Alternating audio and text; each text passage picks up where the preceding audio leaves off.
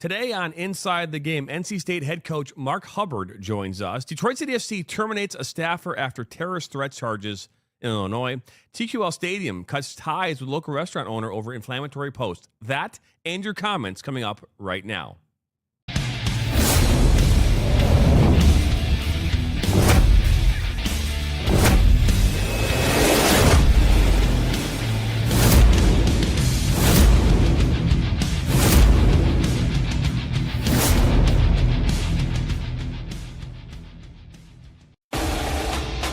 Welcome to Inside the Game on the National Soccer Network. Now, here are your hosts, Jonathan Turner and Nathan Wangler.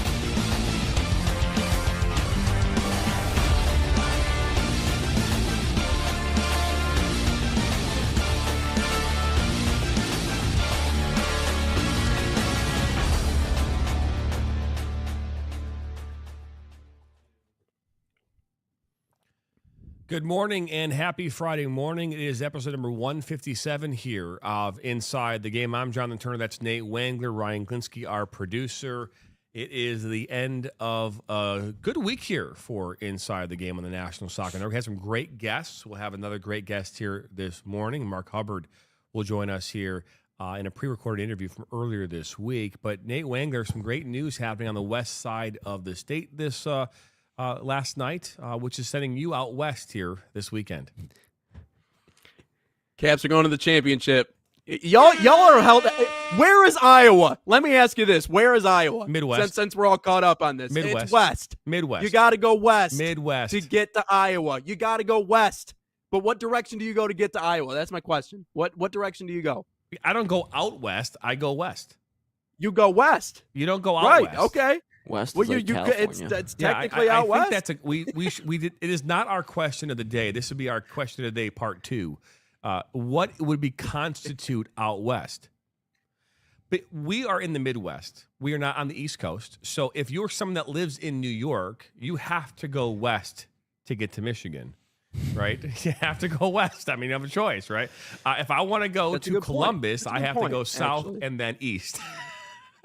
So, I have to do that. But I'm not going down south to Columbus, Ohio. We have to go west to go to Grand Rapids. And we do have to go west. But I don't go out west to Grand Rapids. I think that's an important thing. But hey, you know what? Ask people who are watching. We're live right now on Roku TV. We're live on YouTube, Twitter, Facebook. And today, for the first time ever, we are able to bring a good part of our production into TikTok.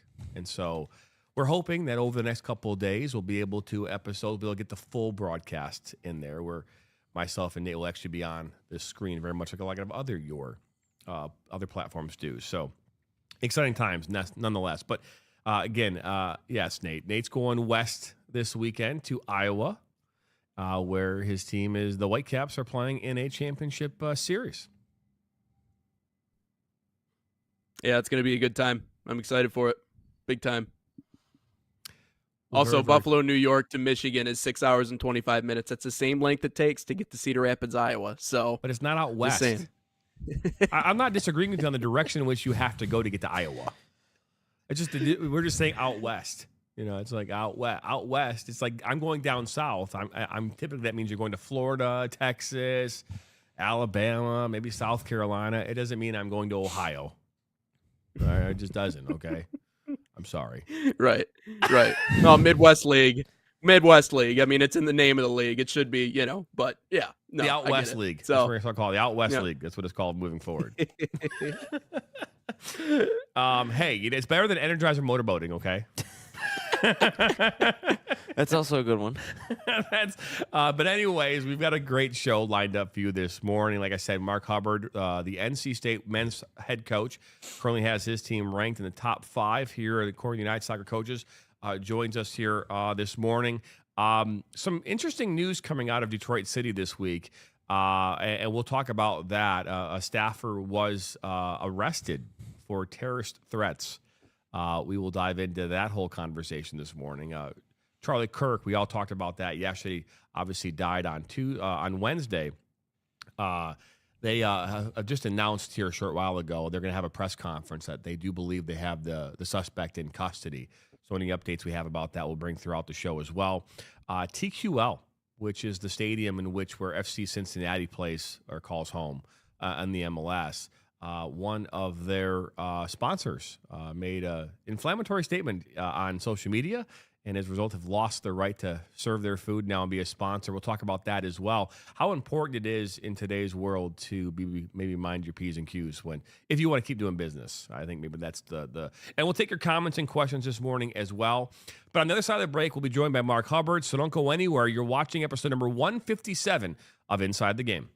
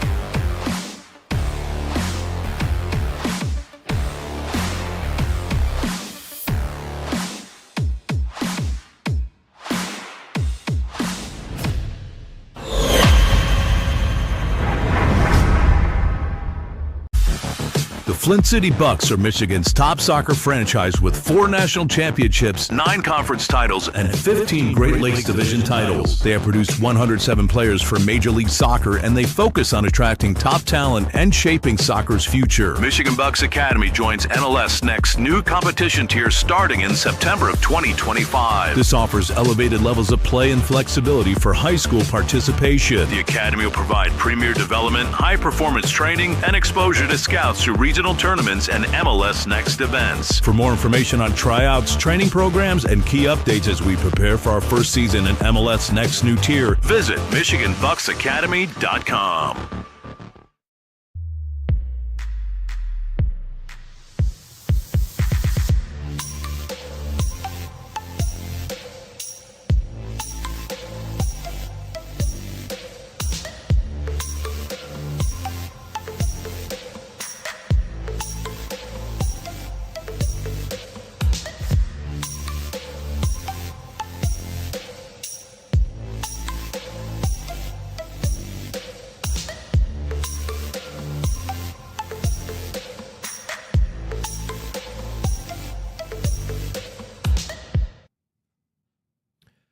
Welcome back here into Inside the Game, 157. We had a chance earlier this week. I had a chance to sit down with Mark Hubbard, the NC State men's soccer head coach, and here's what he had to say about this season and what it means to even be ranked and how their season outlook looks. We are joined now by the head soccer coach, men's soccer coach of NC State, the Wolfpack, Mr. Mark Hubbard. Welcome to Inside the Game. Yeah, thanks for having me. Well, you're very welcome. Mark, first off, you have the Wolfpack here rolling here to start the season. It's their best start in regards to rankings in the history of the program. I know rankings don't mean a whole lot, but to some people they do. Where does this fit right now into your whole picture of this season? Not much. I think we talk about it a good amount. I think it's not the highest ranking. I mean, maybe the highest ranking in the United Soccer Coaches poll, but there's a very strong history and tradition here in the late 80s and early 90s. Oh, records are meant to be broken, and obviously this season you've done that twice in regards to your attendance. You've seen 3,000 fans and just recently 5,083, a brand new record. Talk about how important it is for this team to play in front of a home crowd of that magnitude. It's like having a postseason game in early September. So where we, when debriefing post game, we got to do a better job of figuring out how to communicate with each other on the field. Like the players couldn't hear a word I was saying, and that's obviously a good problem to have. We don't want fans being pissed off that get good seats or good vantage points within the game. But I mean, there's there's probably another, I don't know, 500 people outside of the facility on parking decks, top of building like campus rec buildings, and I think that type of buzz is only going to aid into coming to the game earlier and creating more of the warm up atmosphere that we had the other night. Was something I've never seen before. So just everything was packed and horns everywhere, and this was just during warm up, so it was a really special night. We had a chance this season here as part of our network with the last number of years to watch the Flint City Bucks and watch what they can do during the summer. And obviously this past season, we had a chance to see Donovan Phillip and what he could do for the USL League Two. Made it all the way to a semifinal. They lost to Ballard FC, who eventually lost to Vermont in the finals.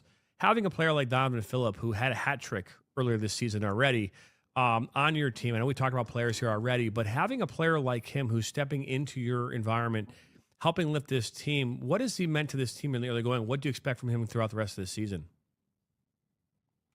Well, he's obviously a marked guy, so he's just going to continue to draw more and more attention, which will make it harder for him to do his thing, but will create more opportunities and situations for other players to step up, and our team to be able to do that.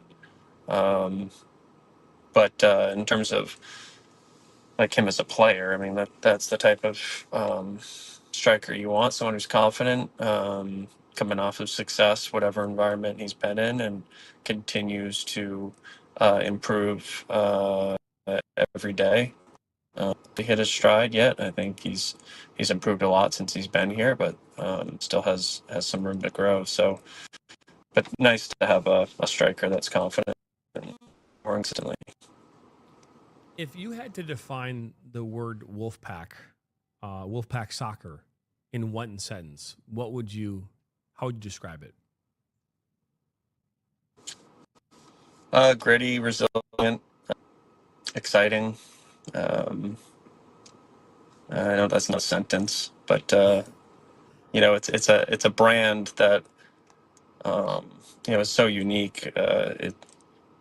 The pack itself and how it relates to just team dynamics and team culture, that environment. There's just so many things to play off of. So when you think of Wolfpack Nation in general and the support that they give all athletics here, it's just a really special thing to be a part of. And so when you're walking the halls and you're walking by other coaches that are currently in the top 10 or winning national championships, you're only inspired to want to raise your level and add to that tradition of success. So I think building something, we want to be able to play an attractive style of soccer that wins, that people can have an affinity towards, that can relate to, which is like a blue collarness, but also has some attacking flair. And it's a group sort of never gives up and always plays to the final whistle.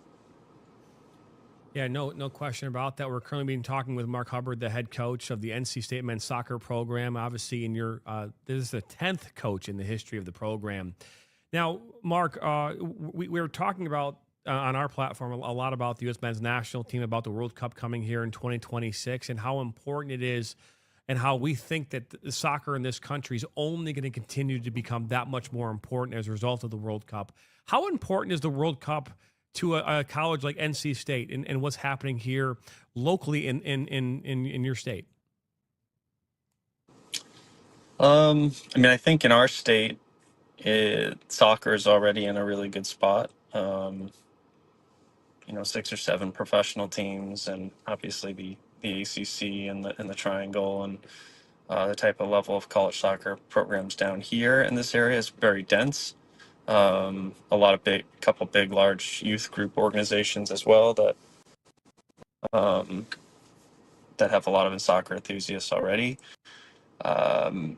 It's just for our country. I think having a good performance at the World Cup it's going to bring a lot of natural attention, and I think USL League One and Championship are trying to feed off of that with some expansion and relegation promotion.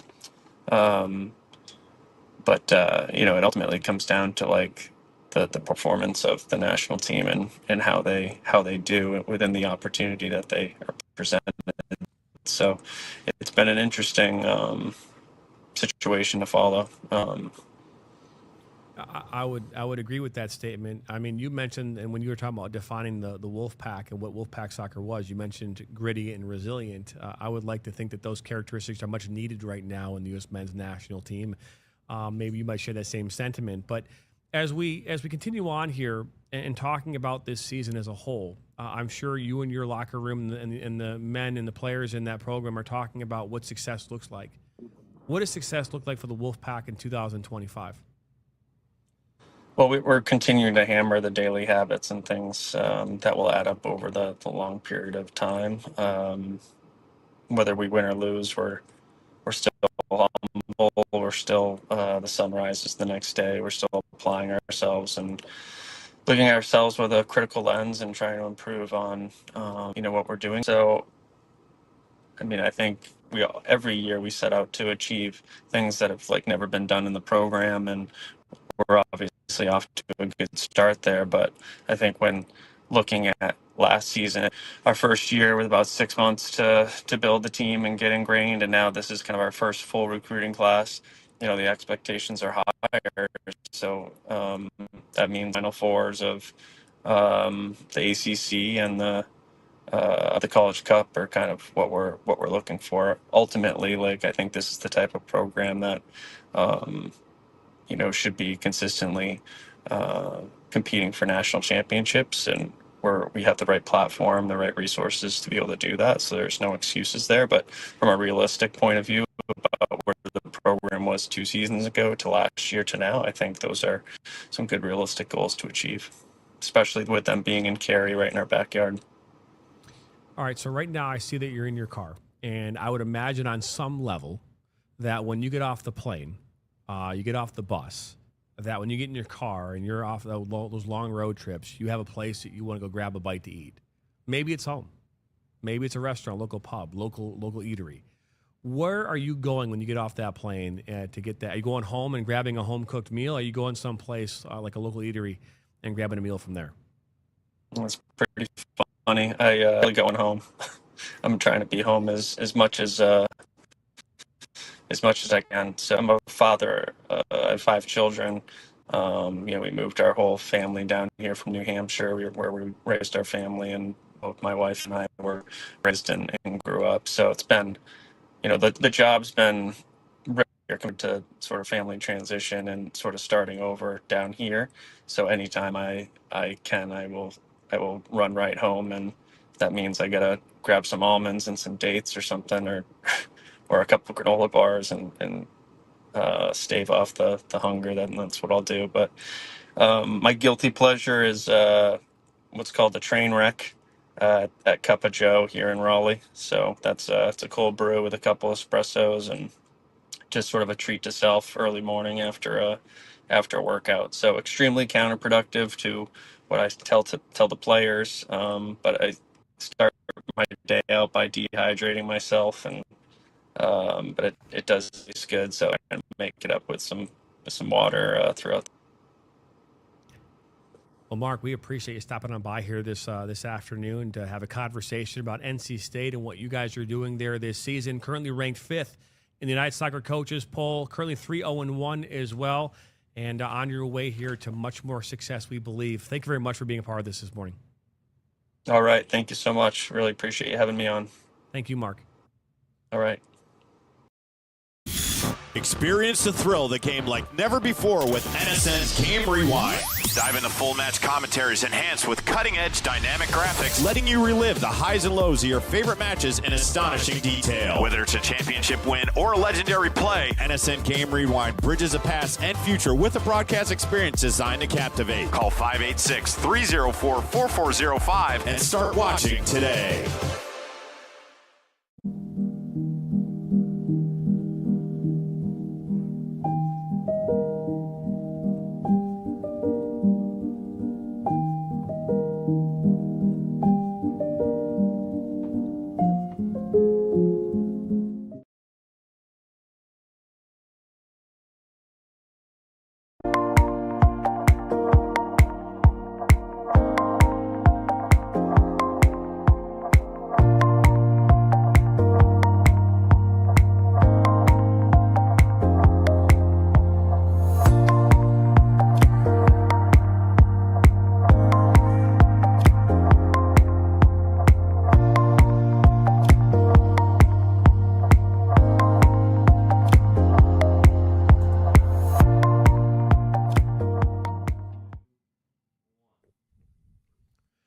Welcome back in here to Inside the Game. Just had a chance to see that conversation I had with Mark Hubbard here from NC State this past week on Monday.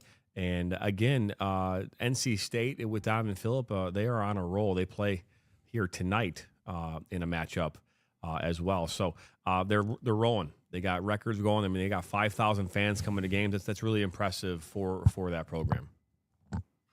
Yeah, and they've emerged. I mean, we were talking about dark horses in the ACC, and that was really kind of the first school that you had brought up was NC State, and because of one player. But I think it's also important to realize, like, one player is not going to carry the whole team. I mean, you need a system. You need a group of players who are all kind of pointed in the right direction.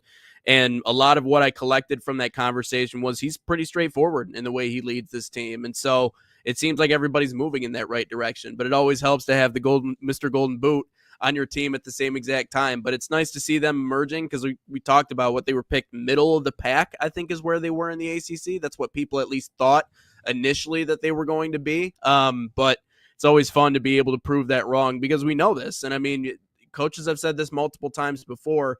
You know, a lot of times those rankings are just simply based on what you did last year. So you can't really buy into that a whole lot because you have to start from somewhere, and they're making waves. So that's cool to see.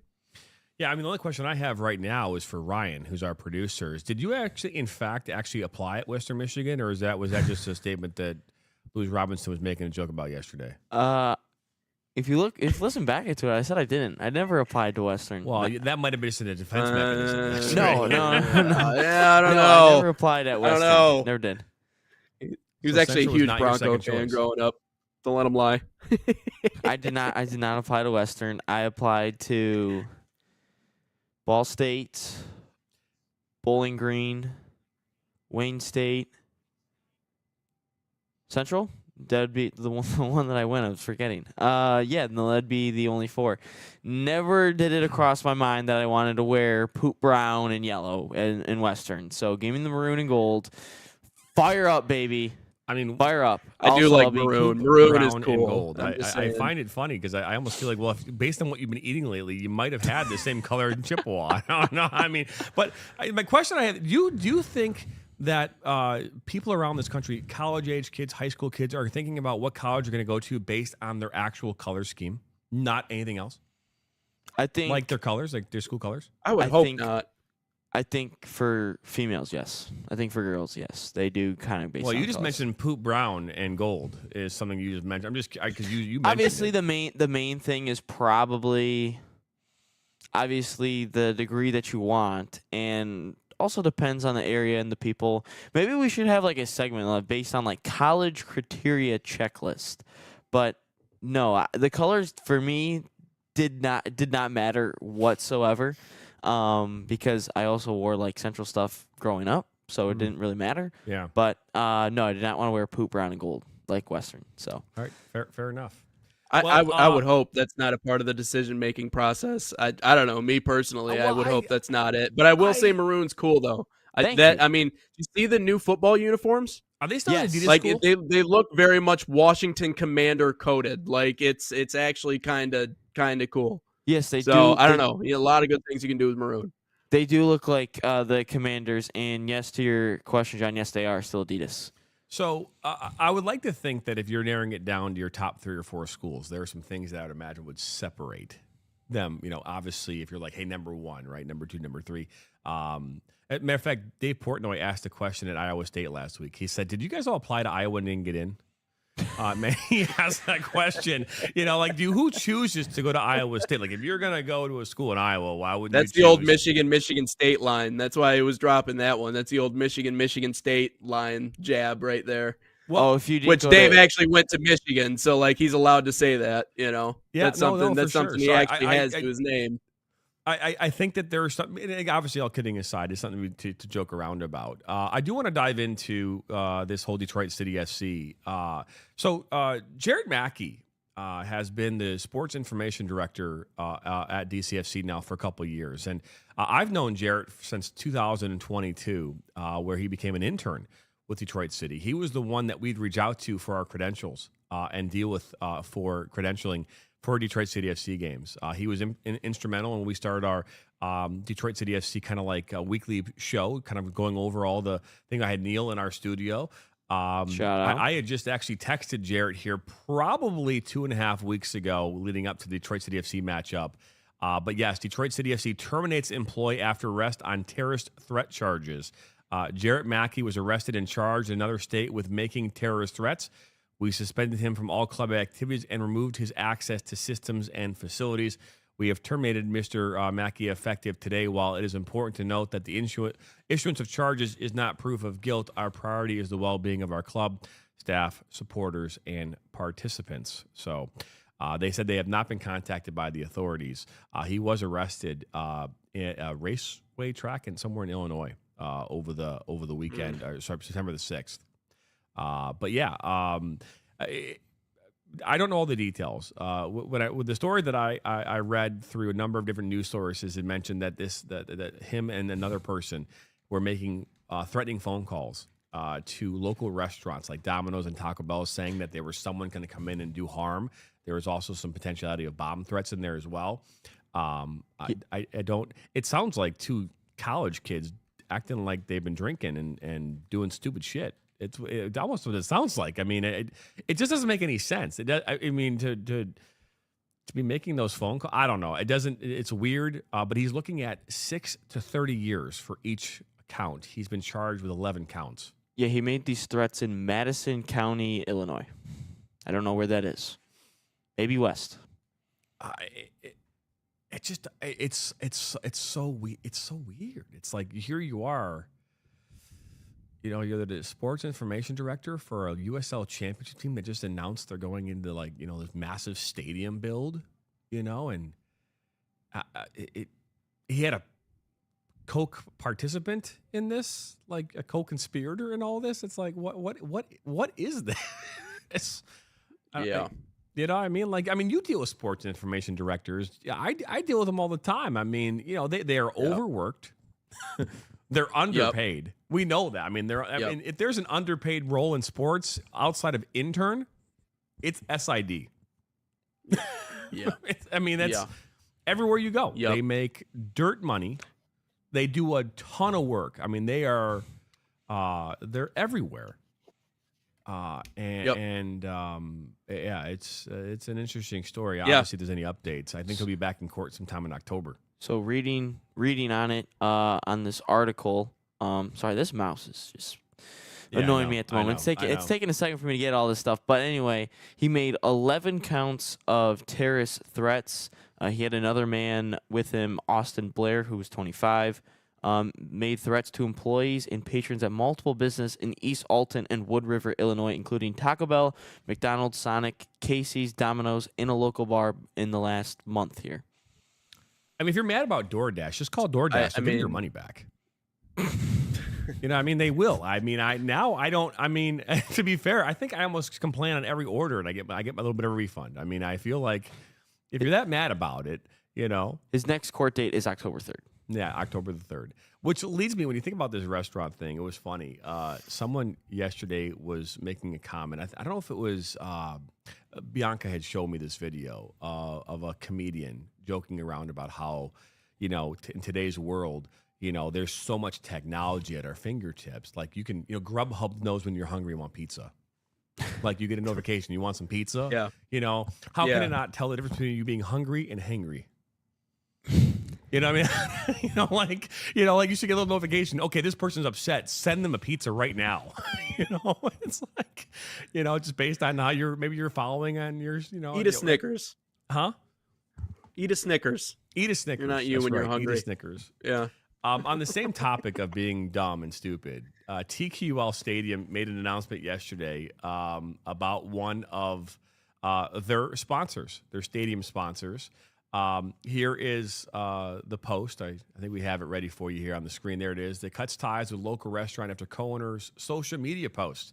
FC Cincinnati and TQL Stadium expect our vendors and partners to uphold their values of respect and tolerance that are core to our club's identity.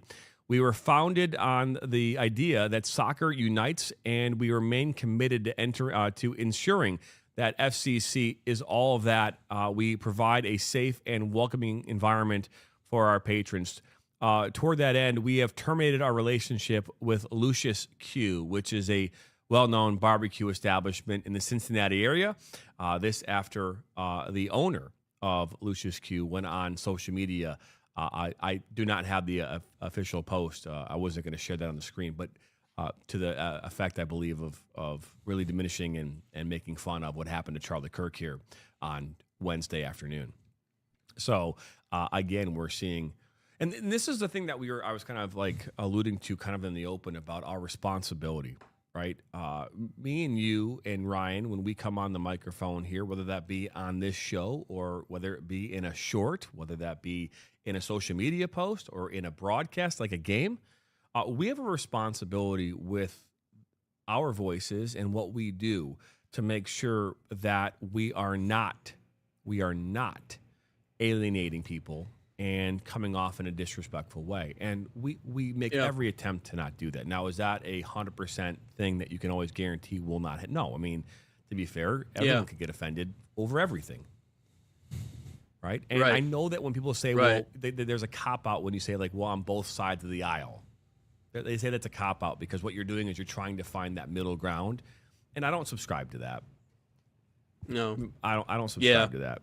But what I do subscribe to is that we're all human beings, and we do have a responsibility. And yes, there is freedom of speech. Yes, we have the right to say whatever we want, but then there comes the consequences of it. There are consequences for saying what you want to say. And, yes, you can completely disagree with something or agree with something. The manner in which you do it, though, oftentimes it's not what's being said, it's how it's said, right? The undertone, the overtone. That is what can oftentimes be, and there's a lot of emotion right now. A lot. It's no different than when a college football team loses in the national championship game. Well, what do students do? Well, first off, they've all been drinking for like the last 30 hours leading up to the game. So they're on their way down. And so what do? They all run to the streets and they start setting things on fire and pushing cars around because that's what they do. And we all like up in arms about it. Well, I mean, we all act out. It's part of human nature. It's just when it comes to social media, I always say, like, I used to be the one to poke the bear, Nate. I used to be the one to go up and get engaged in these conversations. And I just found what it led for me. It just led me to a darker place. I never after making a comment or a statement or kind of jumping into the conversation, I felt like dirty. If that made the best way to put it. Like, I never felt like clean. I never felt like, wow, I was cleansing something or I was making something better. I was adding fuel to the fire. Right. And you can absolutely enter a conversation and not do that. But it's so hard to not do that in these very, very polarizing environments. And so while I'm not saying you shouldn't enter, I'm saying you should enter with caution and you should enter with good intentions. Yeah. If you can do those two things, I think that might solve a majority of these irresponsible and oftentimes knuckleheadness comments, which it won't solve all of them, but I think that for most of us it might make it more tolerable. Yeah. Well, and it's worth mentioning, you don't have to engage on social media. Like, this is the part that absolutely drives me insane. People think that not posting about it or not retweeting it or not sharing it on your story, well, that's being silent. That's not engaging in the dialogue or being a part of what's actually important. No, these are conversations that should be had in person, and they should be had between people in communities, in spaces to where you are literally standing in front of someone, because that is where you find out who someone actually is. That's where you find out what someone actually believes, because you have tone, you have body language, you have direction. You get to find out whether or not they can actually listen to reason. I don't want to stress. I don't want to talk about this too much because I know we brought it up yesterday, and I shared what I shared and what I believe in and what the situation is, which is, we are in a country where you have the right to say what it is you want to say. Does that mean there are going to be consequences, especially on social media, for businesses and individual creators? Listen, that's what I'm saying. Just don't get involved in it. It's if you want to share your personal opinions, do it in person. Do it when you see someone. Do it in your community with your friends, whatever it is. That's a good space to share it. But when you get into the weeds on all these things that are going on social media and the negative stuff, you're spending energy.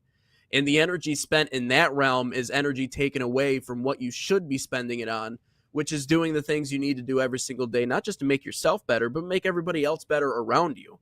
But on the specific instance of what happened in the shooting and everything, listen, we are in a country where literally the entire idea of what we were founded on was this idea that you can exercise this ability without the fear of being gunned down. Like, that is literally the textbook definition of what we are here. You know, if you want to see the opposite of that, I can pick out a few places you can go visit and really get a feel as to what that looks like and feels like. And if you want that, fine. I guess, you know, in a way we're kind of heading that direction. But the most important thing that I would say when it comes to all this, not only tread lightly, but if you want to leave it alone, leave it alone. Have the ability to actually have the conversation face to face, because there's a difference there, JT. And I firmly believe in that.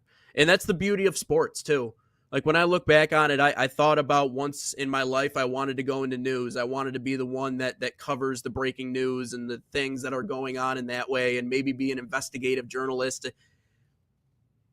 And then came the reality that you might have to go up and interview someone who just had a family member killed, you know, and there's nothing more polarizing than that side of the coin. News, politics. And so the beauty of sports and the beauty of what we do is, even if you and I get into a little tizzy about something that's going on with the U.S. men's national team, I'm not going to drive 2 hours to Detroit to come try to beat you up in the studio because I hate you so much. You know what I mean? We're just talking ball. That's all it is. And we're trying to bring people together because that's what sports does. And at the end of the day, there's a winner and then there's a loser. You know, I think in life we all lose. So that's the beauty of what we have in front of us, and that's the beauty of what we do. So, no, I think it's a great point. And you know, I know that what happened on Wednesday, and as sudden and as tragic and as outrageous as it was, at least people with a lot of questions that have to be answered. There's anger, right? When anything happens suddenly, there's anger. There's all these different emotional components that go with it. And I'm a firm believer, just like when I would, and I'm not saying comparing this to the loss of a game but we had this rule. And my daughter's swim team has this rule. You know, hey, don't come up to me after a game. Give me 24 hours. If you are a parent or you're emotionally upset about something going on with your child, don't bring it to me right away.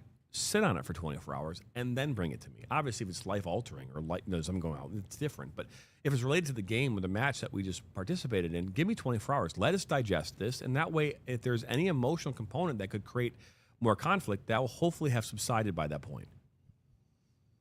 And I think there's a lot of people out there that subscribe to that kind of mythology. We're like, I'm going to take a moment, reflect a little bit, and then I'll post. And we did. I started to see some of that this morning, where I'm seeing people who didn't post yesterday. They're like, hey, you know, let me digest this a little bit, and then I'll start to say what I have to say. I think the biggest message that I have after watching yesterday's show back and the news and everything about what happened here on Wednesday is that all of us have a responsibility in society. All of us do. And our first responsibility is just to be good, right? I mean, you got to try to be good. We're not always good. Even people who are good make bad decisions, okay? And I would argue that most of the people in this world who have gone into a prison or gone to jail have made bad choices, but are maybe probably pretty good. I'm not saying all, just, you know, intrinsically you hope people are all good. That's always my thing. Be good. And look out for one another. Right? Look out for one another.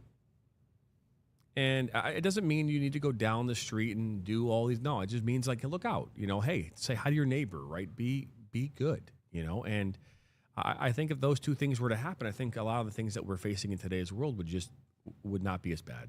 It'd be more tolerable. Because the world is a scary place. And You know, and it's no different than on a soccer field or in a football environment. I mean, guys, these teams are all made up of people coming from different walks of life, all having different stories, all having different backgrounds and different economical and social. It isn't social, but isn't that the greatest part though? Because when they're on the field, the only thing that matters when they're on the field though is playing. Is winning the game. Like none of that matters. That's the thing. That's the greatest part about it. I don't care where you're from. I don't care what you came from. You're out here to compete, and I love it. I love it. I absolutely love it. That's my favorite part. There's no greater escape from reality than a hobby or a sporting event, whether you're playing in it or watching it. It takes your mind off of things, and I that's the part that I take solace in the fact that I get to do this, 5 days a week, and then I get to call the game here like tomorrow night, right? I get to, those things take me away from the hustle and bustle, so to speak, of the real world. And I always told that to our players, like, hey, for 2 hours a day, you get to escape the reality of the world and just enjoy this and let it be your escape from what is the rest of the world, because the rest of the world can be quite chaotic and a lot to deal with. When we come back here, we're going to dive into your comments and questions. I have a story to tell you about my son Nathan from yesterday that I think is hilarious. It is hilarious. We're gonna have to dive into that. But either way, you're watching episode 157 here this morning on the National Soccer Network. Right back. Are you ready to create unforgettable moments for your audience? NSN offers professional live streaming and full broadcast services tailored to your needs. From high-quality production to exceptional coverage, we ensure your game or event becomes a spectacle to remember. Book your next game with us today. Call 586-304-4405 to schedule your broadcast and let NSN bring the action to life like never before.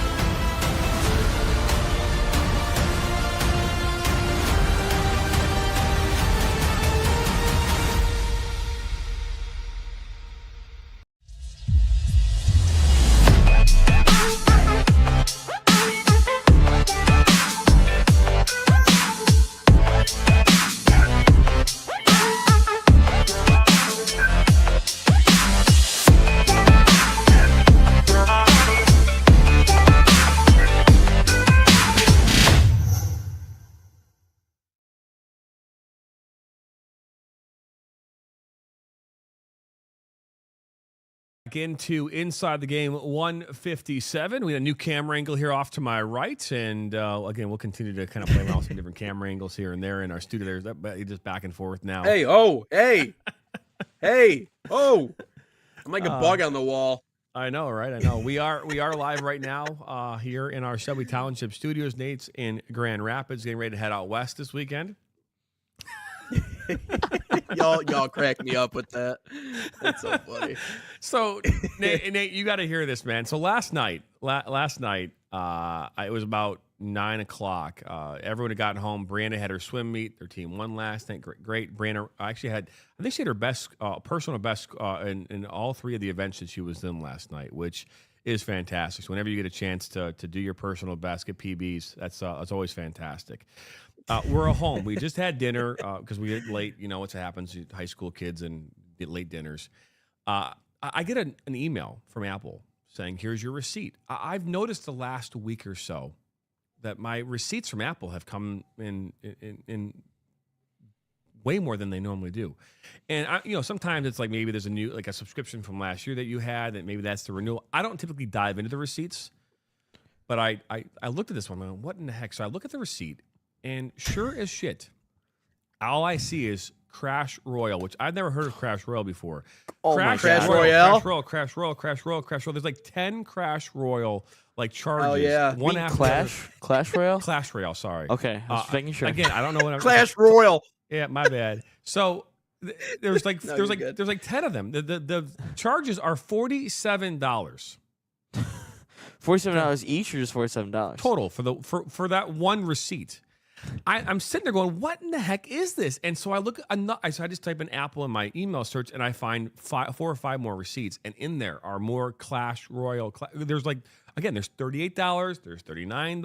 Oh my God, that's great. So I go, Nathan, what is this? He's like, well, Dad, I was paying with my Apple Pay.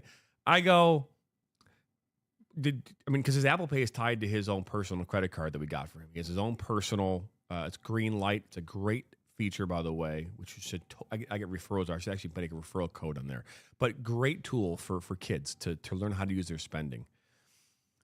Nathan gets his paycheck like most people do every couple weeks. It's deposited into his account, and he has an allowance that he sets himself, and then there's money that goes into savings. And so I'm looking at his account, and I go, dude, you have $2.49 available right now. You get paid on Friday or Monday. You have $2.49 available. I go, you spent $160 some over the last 3 days. At what point did you think? At what point? Oh my were you like, God. I have enough money? His response to me, Nate, was this. He goes, I thought it would just come out later. It's Apple Pay.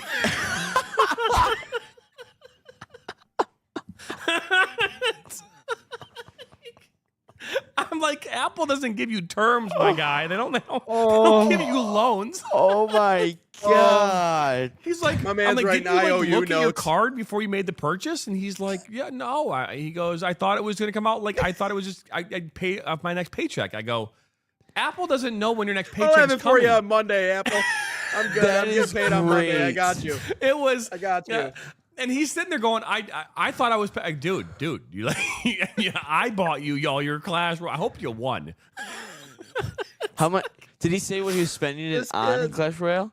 There's a Roblox charge in there too, which I thought was my daughter Zoe, but in fact it was him. So it was like another 7 or 8 charges of Roblox. I mean, this guy, I love my son, but it was like, and my wife Bianca was talking about like there's some girl on the TikTok short that was talking about how she didn't know Apple Pay, like she was actually real, like she had thought it was like this is like Apple giving you stuff, you earn money, but she didn't realize it was coming out of her own personal account. So when she saw the charges, she was crying.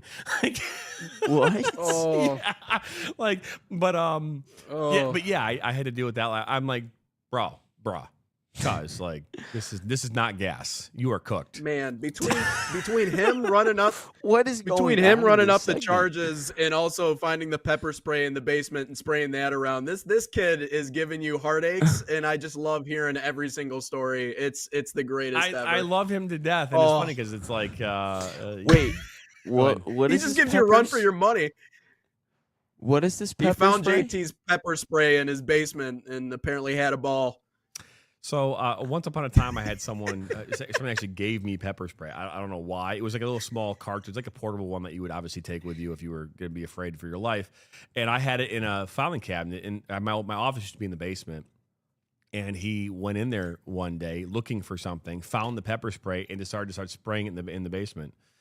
Yeah, Like yeah. as like an air freshener? I think he knew what it was, but he was just testing it Kind out. of But yeah. stinks in here. Let's spice it up a little bit. I was like, yeah. Hey, he is a teenage boy, and teenage boys are gonna do what He's teenage boys great. do. But Nathan cracks I'm me not up. gonna. While those things are upsetting, you can laugh about it a little bit later in life. I thought it was funny his reaction. You didn't check. You have $2 in your account, guy. Like $2 in your account. You spent $160 some in like the last 2 days. I mean, like you don't have the money. Where do you Clash think it's coming Royale. from? Oh my God.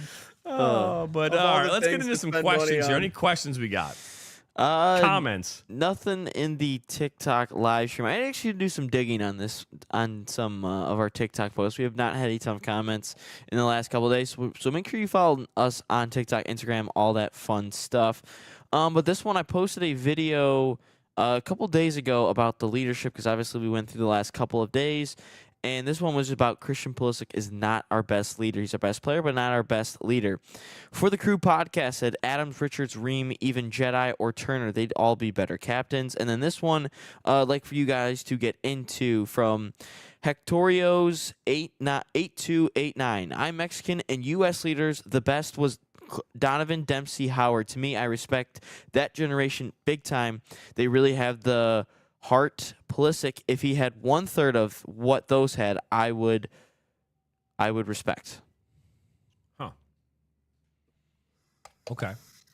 Yeah, we've talked about that. We've talked about the leadership and the lack of leadership. I don't know if we saw a lack of leadership on Tuesday. And Alexi Lalas actually made a great point a couple days ago after that game and said, "Hey, I'm going to let this one just be what it was." He goes, Pochettino, even to his credit, was saying, "Hey, this is like our trial. Let us get through these first couple of games." He didn't really say it that way, but that's obviously the interpretation that we're getting from this, is that Pochettino is not putting a lot of stake in the results and in how the team is playing during, my guess is probably the next couple of windows. I think for anything, and we're going to talk about it here in a moment, about how it was just announced here, obviously on Tuesday as well, that in March, the U.S. men's national team will be playing against Portugal in Atlanta. So there's a couple more friendlies coming here in March, and those games will be what I would imagine to be really the final tests leading up to. We might see something, I guess, would probably be in April as well. I would imagine we're going to see some stuff coming. But yeah, breaking news, set to take Portugal in March. Again, this game will take place at Mercedes-Benz Stadium in Atlanta. The last time these two teams' sides met was back in 2014 during the World Cup. I believe they played to a draw, if I'm not mistaken. Yes. Yeah. So 2-2. 2-2. So that is, and then that will be a test. So, and obviously whether or not we see Ronaldo, that's a whole other thing. He's washed. Yeah. As Ryan says, he's washed. Messi's better. But I think the leadership is one of those things where if you look historically at leaders, they're not always the most talented player on the pitch, most talented player in the building. They're the most vocal.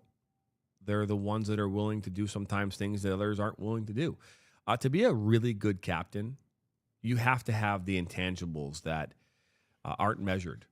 You have to walk up to a teammate and have a tough conversation with them and be willing to do that. It takes courage. It takes bravery. It takes patience. I could absolutely see a Tim Ream, being that captain long term, right, and being that leader. Pulisic doesn't come off to me as a player that wants to be in that spotlight.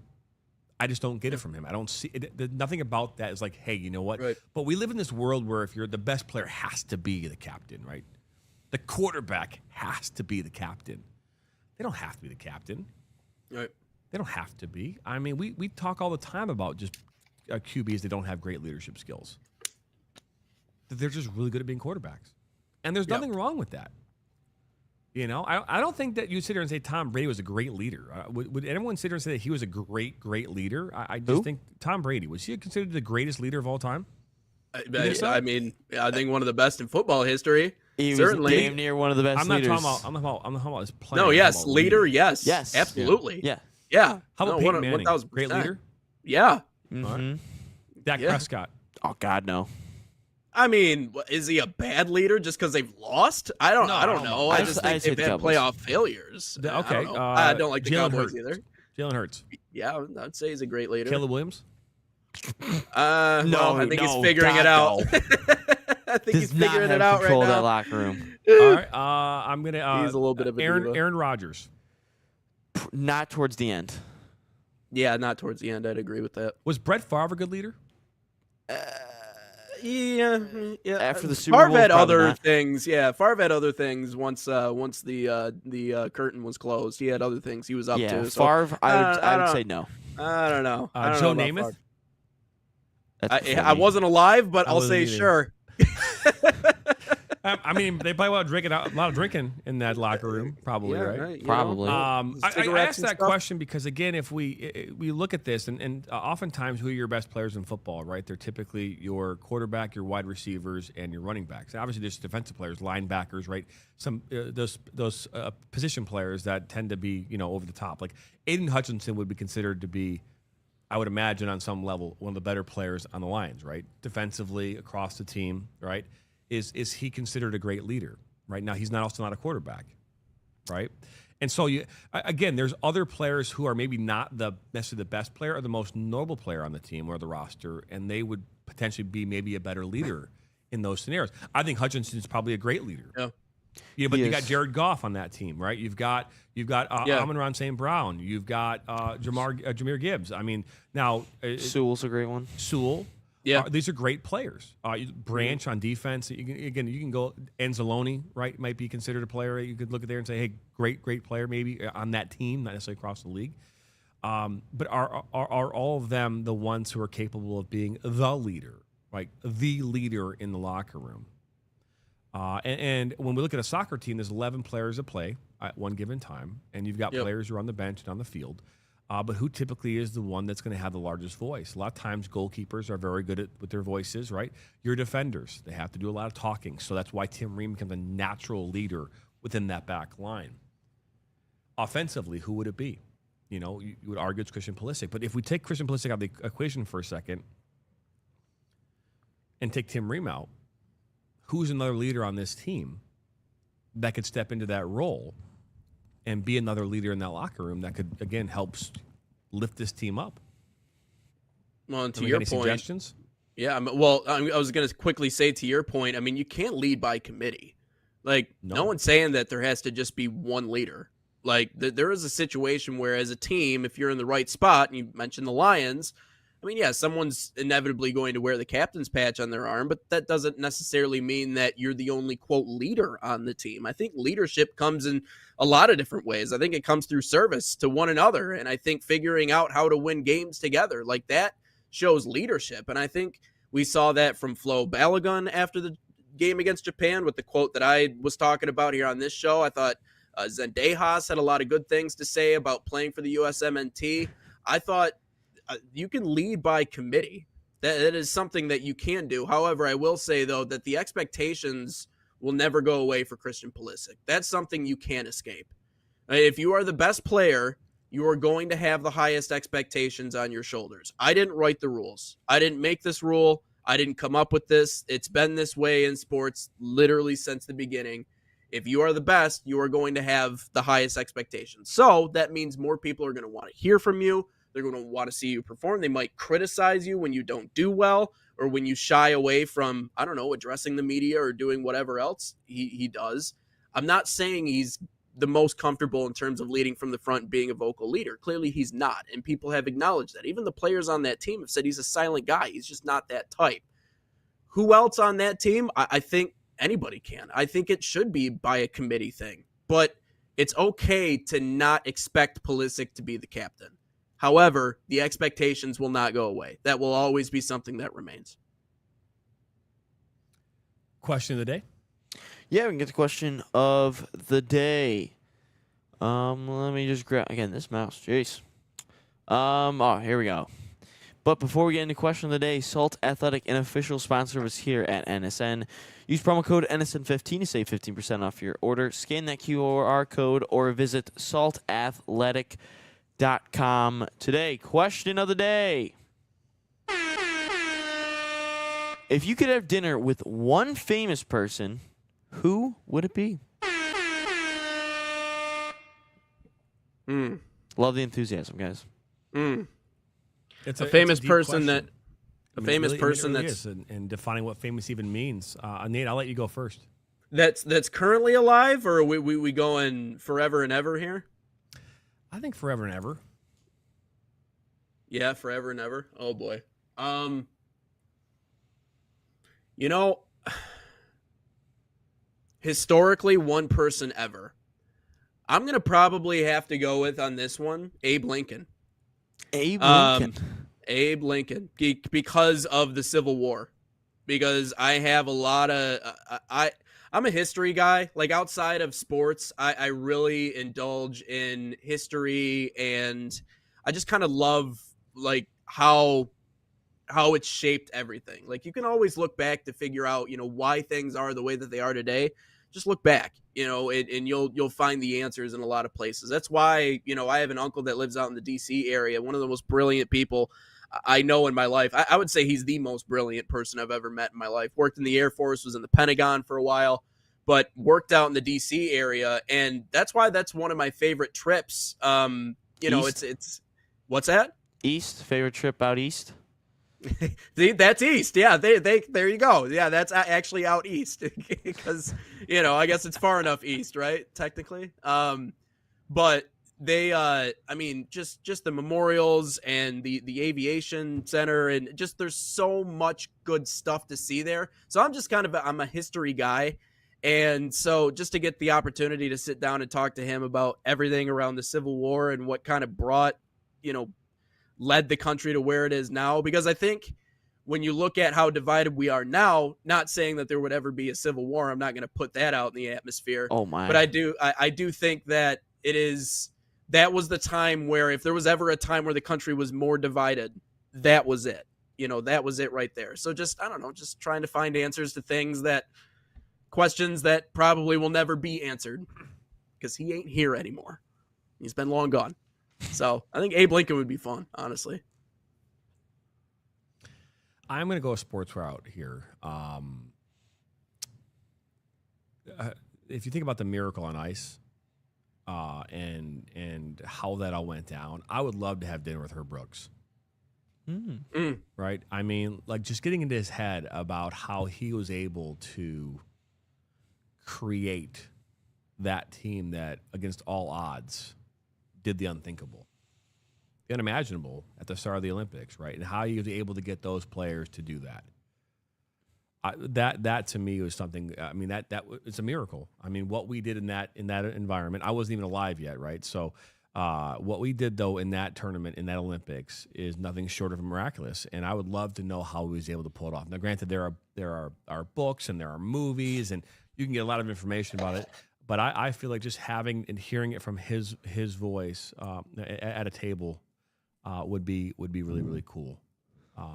And again, the cool thing about this question too, guys, is that, like, you can pick. I mean, we could pick anybody. I mean, you could pick a Supreme Court justice. I mean, it doesn't matter. I mean, it could be someone who just lived. I mean, I remember watching this movie here a few weeks back. It was about this school in L.A., like near Long Beach, California.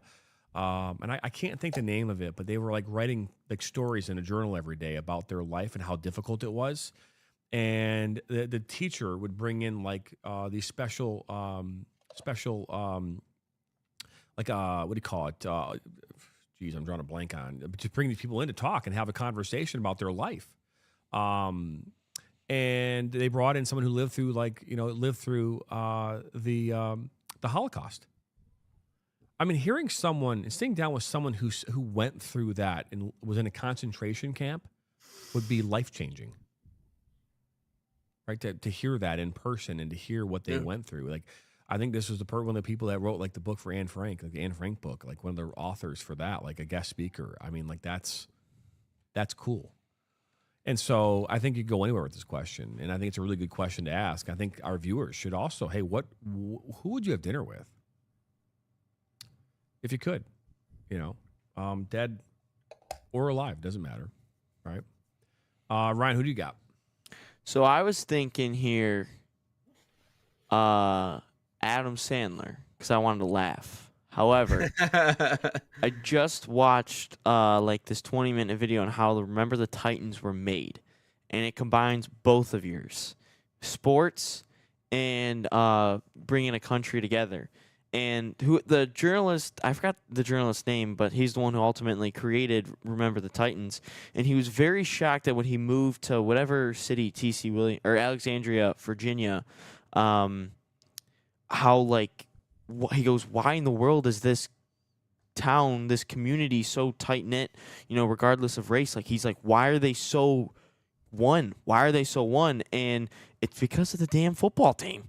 Like the football team at T.C. Williams, and I would love to have, I'd love to meet Herman Boone and just ask him, what was the challenges that you had to face with, integrating a white and black football team and coming together, and how you had to overcome, the tough games, just internally as well, and in your own school, and the fact that they were able to bring a sport together and unite one whole town in a time where, as a country, we were still really, really divided, even though there was, not necessarily always equal rights. But, combining and uniting one team together. Like, that's just crazy to me to figure out and fathom that a football team brought a whole team or whole town together. That's just crazy to me.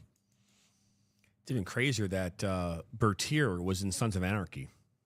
Jeez.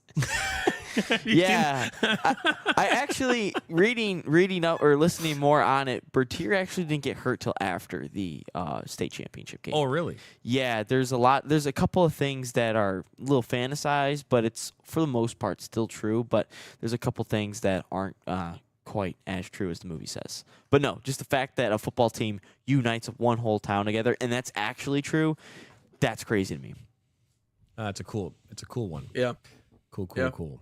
We have a great week lined up for you next week. We have a great guest coming in here on Monday. The Wake Forest women's head soccer coach, Tony DeLuce, will join us here virtually on Monday morning. So we'll have him join us to talk about their side. They're also ranked in the top 25 in the United Soccer Coaches ranking. So we'll dive into that. We have a great weekend of games coming your way here as well. Starting tonight, Rochester Christian's women's side will take on Holy Cross. That's right, the Holy Cross that Rudy went to. Same Holy Cross. Rudy. And then tomorrow we got Rochester Christian again, women's side again. They'll be welcoming in Shawnee State. That game kicks off at 1 p.m.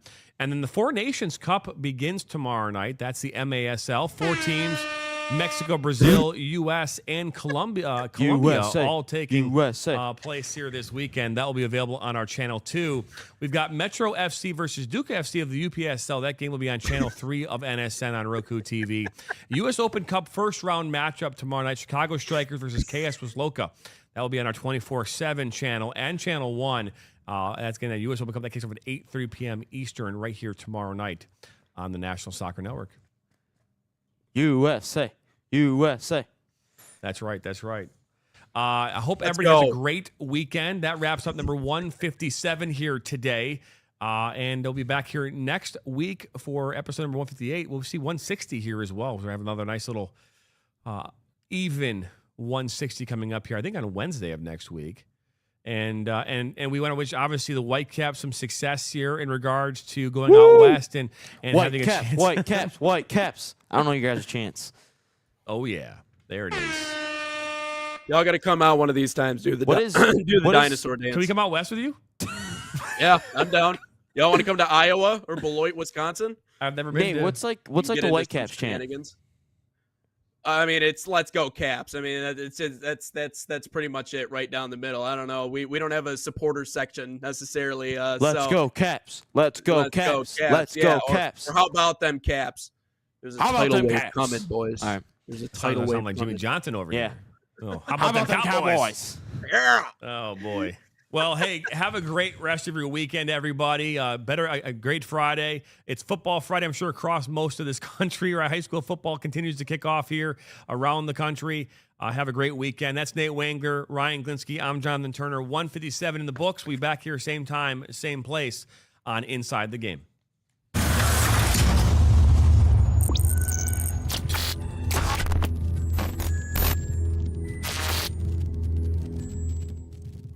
From the biggest matches to the hottest takes, Jonathan Turner and Nathan Wangler bring you the stories, the analysis, and the edge you won't get anywhere else.